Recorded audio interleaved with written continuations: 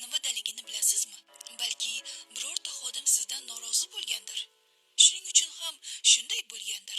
Siz hozirdan xodimlaringizga yaxshi munosabatda bo'ling. Oylik maoshlarini oshiring, ta'til bering. Shunda tezda tuzalasiz. Ushla. Bu nimaga? Oyog'imni sindirishing uchun shunga berdim. Yo'q, meni noto'g'ri tushunibsiz. Men shunchaki bu videoda xodimlarga yaxshi munosabatda bo'linglar deyilgan. Demak, oyog'imni sinishini xohlayapsan. Qani bo'l, shu joyiga ur. Yo'q, men sizni oyog'ingizni sindirishni xohlamayman. Qani bo'l, ura qol. Axir men ur dedim.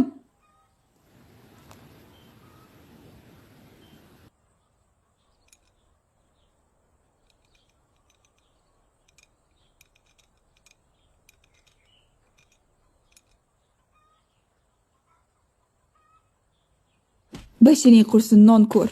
Ronja opa, meni noto'g'ri tushundingiz. Iltimos, meni kechiring. Ronja.